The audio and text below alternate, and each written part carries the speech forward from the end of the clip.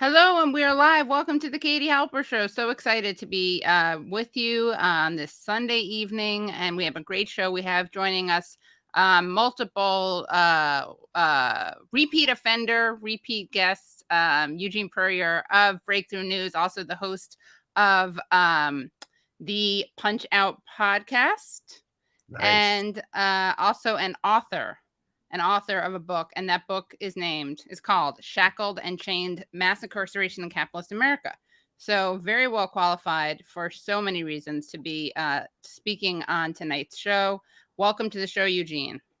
Well, Katie, thanks for having me. That's the best you've ever done with my intro. You're really hitting that out. I appreciate it. It makes me feel appreciated. Because I didn't mess up the name of Breakthrough News? Yes. I've mastered it a few times. You have. Yeah. Now it feels like there's actually no boundaries, no barriers. You've got it. It's just seamless. Well, thank you so much for joining us. We're going to get right into the Kyle Rittenhouse verdict, but I want to know how your week was in general before that. Wow. Okay. Icebreakers. Yeah. My week was fine. Well, yeah, we're not going to get into all that, but yeah, my week was fine. It was relatively uneventful, so that's sometimes that's all you can ask for.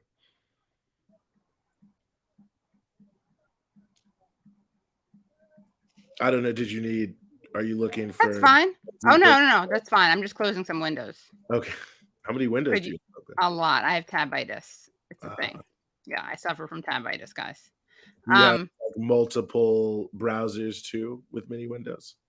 A little bit of browseritis as well, yes. It's more, the type tabitis is more inflamed, but there is some of the other thing also.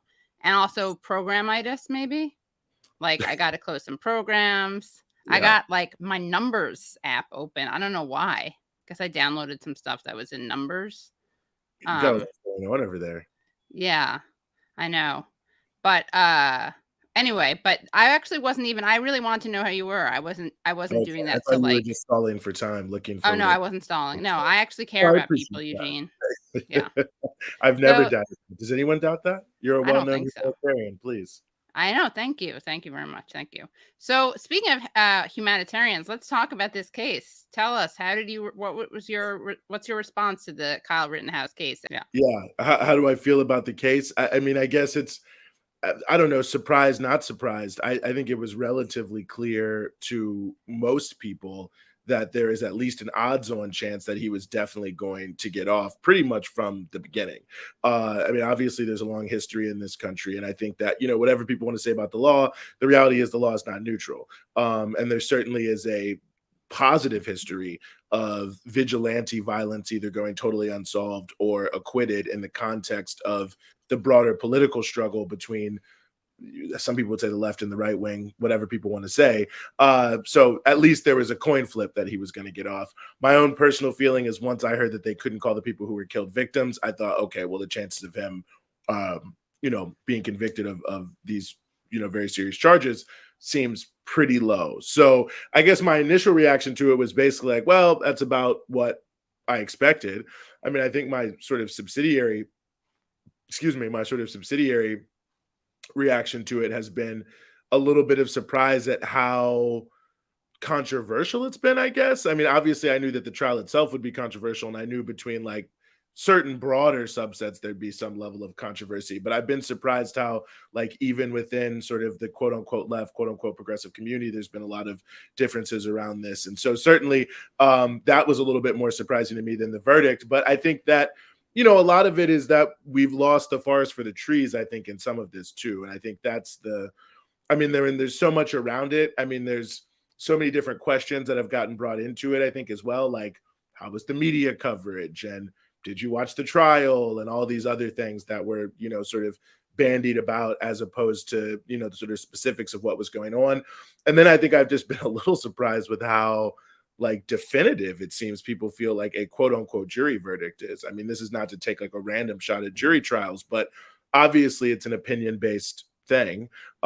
Clearly has a level of subjectivism to it. Anyone who's ever spent any time around the criminal legal system watching court cases, that judges, prosecutors, juries, all these things, the exact same set of facts can certainly be held in, totally different judgments about whether someone was innocent or guilty. And so it feels to me that there's so much kind of like, the evidence was overwhelming. And I understand it. I'm not trying to say, obviously, we talk about court cases like this, but I think sometimes sort of taking a step back and thinking about some of those different pieces is important and relevant. So that's my general reaction. I mean, to me, it just feels like you really got to start with the context of the whole thing.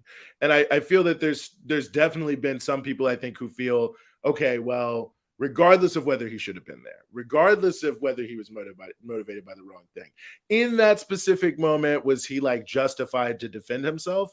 I feel like I've seen quite a bit of that. But it goes back to my point, sort of like how trials are subjective, is ultimately, I think, how you're going to view his actions in terms of, the actual terms here that we're looking at. I mean, self-defense, which there are like certain rules. And, for people who did watch the trial, and I know that like was the big rallying cry during the trial, don't criticize it unless you've watched it. Everything was circling around this idea of provocation, right? Being that in the self-defense statute in Wisconsin, essentially, if you've provoked someone to attack you, then you no longer can claim the right of self-defense, essentially. So the question of whether or not, and what it all kind of turned on was, and certainly what the prosecutors were arguing, was did he actually provoke these people, or was he justified? And they said he did, and his defense saying no, he was justified to shoot them, and so on and so forth. But I just say that can be relatively subjective, because again, I think how you view whether he should have been there, what the motives of what he was there for, and so on and so forth, I think are kind of baked into a lot of the assumptions one would have to make to then say, oh, he's definitely innocent. And that there's like no shadow of a doubt of what happened. I mean, certainly he was found innocent, but is there a relationship between truth and jury verdicts? Like, are those two things always the same thing? So anyway, all that to be said is just a preface. I think we do have to remember what was happening there. I mean, Jacob Blake was shot by the police. There was tremendous outcry all around the country that he was shot in the back. And, it was in sort of his own vehicle. The exact details of that, I've been thinking so much about the Rittenhouse trial, and maybe that's one of our own problems. I should critique myself, have eluded me. But nevertheless, the video of it was like pretty clear that the guy just pulled out and just shot him. From behind. As he was going to his car, yeah. And I believe his son was in the car, maybe? Yeah, he did, yeah. That is the case. So there was all this outrage. Yeah. Obviously, we're in the context of this. And he's now paralyzed, by the way. People keep saying he survived, which, yes, I'm glad he survived. But it's weird that that's omitted. Like, I was reading a piece on Kyle Rittenhouse jury in the New Yorker, and it was like, he survived. But it's like, well, yeah, he survived. He's also paralyzed. Yeah. I mean, that's a really good point. I mean, and I think in a way, a lot of that has gotten lost, like that people were outraged, Yeah. And we're in the midst of this massive uprising that's happening against racism in this country, because despite the fact that I think, even many of the people saying that Rittenhouse is innocent or whatever and had the right to defend himself would certainly not deny that the criminal legal system is shot through with racism and bigotry, that people don't get a fair shake, that obviously the police are not randomly, but systemically killing people all the time, totally unnecessarily, right. And that those things should change.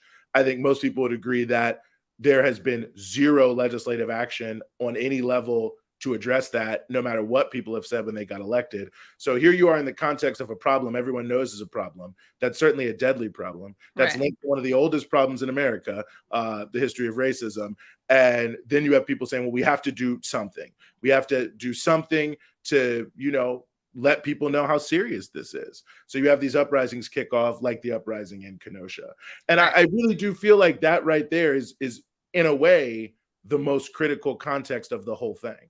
Because the real question is are we in a moment in time where, like, not even just around policing, I think you could say about other things, where the problems we're facing are so huge, and the elite system that is supposed to address the problems through quote unquote democracy is totally intractable, even in the face of planetary catastrophe.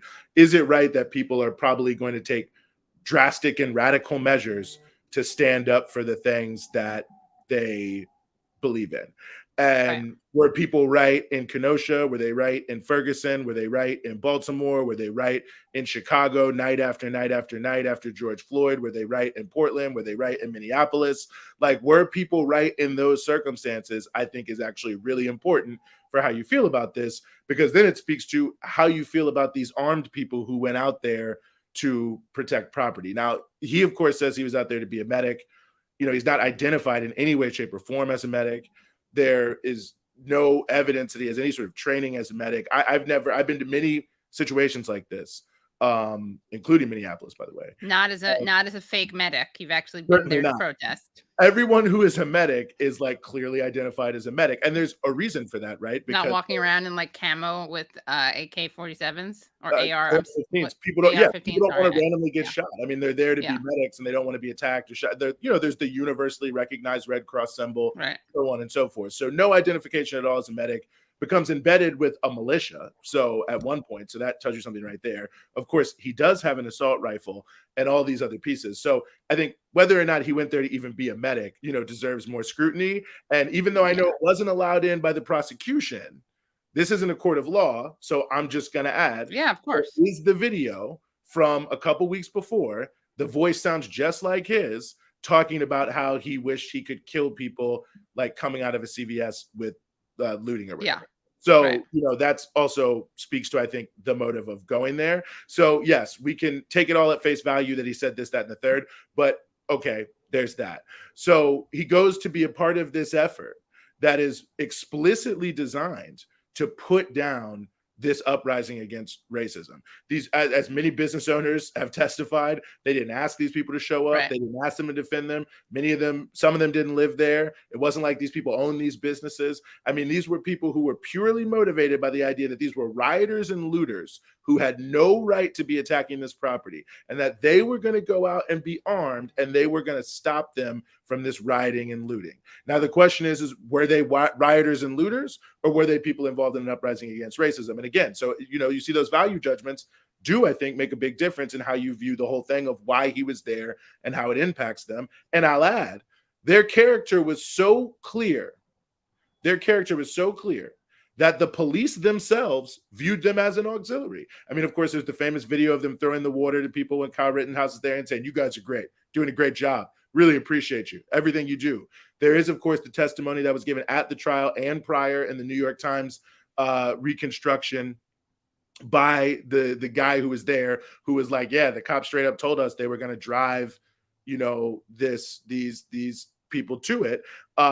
So like, why would they think that would be a good thing unless they felt that they were an auxiliary? So again, and I know maybe some people feel like, oh, all this is not relevant, but I think it is relevant when we get to what actually happened, and we're going to get to what actually happened. But I think all of this is there, like who they were, why they were there, what was going on, and what people reasonably should have thought in those circumstances. So let's just fast forward, because I know we don't have all night.